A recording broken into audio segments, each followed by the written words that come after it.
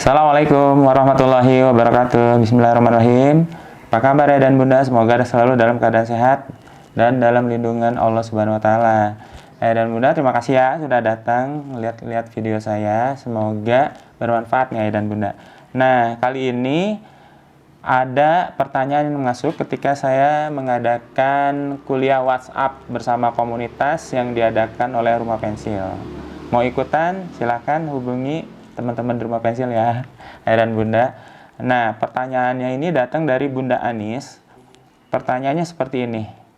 Bagaimana sikap kita menghadapi anak yang sudah sampai pada tingkat kecanduan gadget dan sulit untuk diarahkan karena dia sudah dewasa? Nah, ini keluar tentang mengatasi candu gadget, ayah dan bunda. Jadi pertanyaannya, kesimpulannya adalah ketika anak sudah dewasa, dia kecanduan gadget, gimana cara menghadapi dan mengarahkannya, sementara ini sulit nih. Nah, gitu ya dan bunda. Jadi ayah dan bunda, ini kasus ini adalah bisa kita jadikan pelajaran bahwa mengubah anak ketika sudah dewasa itu lebih sulit ketika berusaha mengubah anak di waktu kecil. Membentuk karakter anak di waktu kecil itu jauh lebih mudah dibanding ketika sudah dewasa, apalagi yang namanya sudah kecanduan. Nah, saya sih berharap Bunda Anis yang bertanya ini tidak kecanduan. Kecanduan itu kan ada tingkatannya juga. Tidak dalam kecanduan yang berat, karena sudah dewasa itu memang agak sulit. Tapi saran saya adalah pertama, jangan menyerah.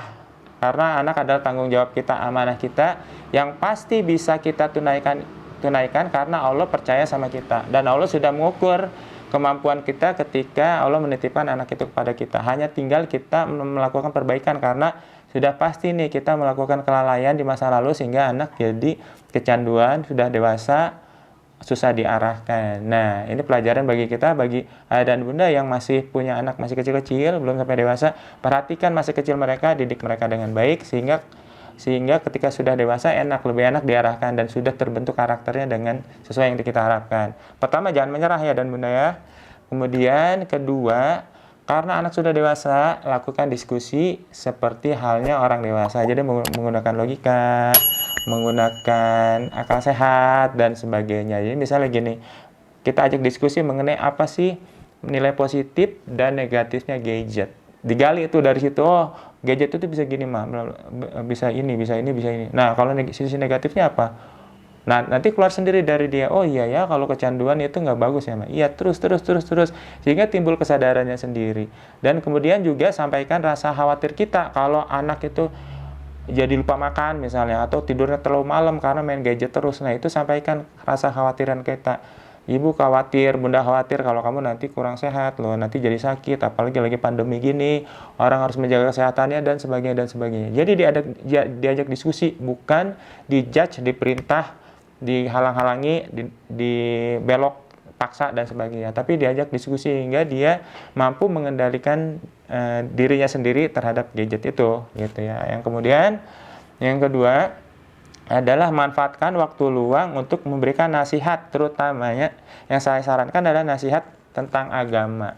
Nah, nasihat di sini bukan berarti menggurui ya dan bunda, tapi memberitahu hal-hal yang kita ketahui tentang agama. Jadi misalnya lagi makan nih, kan nggak mungkin sambil makan sambil main gadget dengan asik ya. Itu kalau bisa sih, kalau misalnya ada yang seperti itu juga kasih tahu, aduh makan dulu deh sebentar gitu ya, baru nanti main gadget.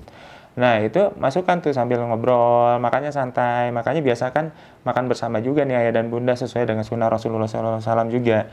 Jadi misalnya, kamu tahu nggak, ada 7 golongan loh yang di akhirat itu, di padang mahsyar itu dilindungi dari panasnya matahari yang jaraknya cuma 1 mil dari kepala kita. Wah, siapa aja tuh? Nah, jadi nasihat itu tidak langsung menyuruh dia berhenti main gadget, nggak gitu. Jadi kasih dia pengetahuan tentang agama, akidah, tentang Asmaul Husna, sifat-sifat Allah, kemudian apa yang terjadi nanti di hari akhirat dan sebagainya, apapun yang kita tahu.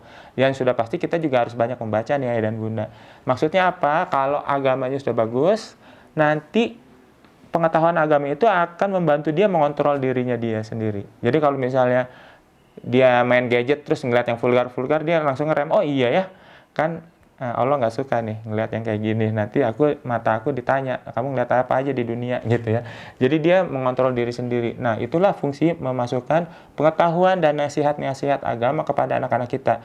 Gunakan waktu-waktu luang, habis sholat, diajak ngobrol, tadi kamu gimana? Terus masukin, tadi mama baca tentang situasi di alam padang mahsyar nanti. Ada orang yang dibangkitkan berjalan ke padang mahsyar itu dari kuburnya dengan muka di bawah diseret-seret. Wah, kayak gitu ya misalnya, kalau memang dia tidak terlalu takut. Nah, itu bisa disampaikan ayah dan bunda sehingga dia akan mampu mengontrol dirinya seiring dengan bertambahnya pengetahuan agama dia.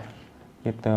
Kemudian ayah dan bunda dorong anak untuk memakai gadget secara produktif. Misalnya kita minta dia, adek, mama mau presentasi nih sama teman mama, tolong carikan dong materi presentasinya atau bagaimana cara melakukan presentasi yang baik. Kemudian gimana kalau kamu bisnis kecil-kecilan, tawarin nih, mama bikin kue, tawarin ke teman-teman kamu, dan terus begitu. Jadi dibikin dia tetap memakai gadget tapi diarahkan ke keadaan produktif dan real, bisa ada uangnya atau misalnya menghasilkan sesuatu dan sebagainya. Kemudian yang berikutnya adalah beri anak tanggung jawab sehingga waktu, peluang, dan kesempatan dia menggunakan gadget otomatis berkurang. Misalnya gini, antar pakaian ke laundry atau ajak ikut mama yuk antar pakaian ke laundry. Atau kalau sudah besar, ini kan kasusnya yang ditanyakan adalah kasus anak yang sudah dewasa ya. Ajak atau beri tanggung jawab dia untuk antar jemput adiknya ke sekolah misal kalau ada waktu, atau antar bunda ke pasar dan sebagainya. Jadi beri tanggung jawab anak supaya pemakaian gadgetnya, waktu dan kesempatannya berkurang. Kemudian yang terakhir adalah jangan lupa banyak doa kepada Allah Subhanahu wa taala, karena Allah yang menitipkan amanah ini ke kita. Jadi kita minta bantuan kepada Allah untuk supaya amanah ini bisa kita laksanakan dengan baik. Demikian ayah dan bunda, apa yang bisa saya sampaikan, semoga bermanfaat ya. Itu kira-kira yang bisa dilakukan ketika anak sudah mulai kecanduan gadget dan kondisinya dia sudah dalam keadaan dewasa. Sampai ketemu lagi, terima kasih. Assalamualaikum warahmatullahi wabarakatuh. Salam Smart Parents.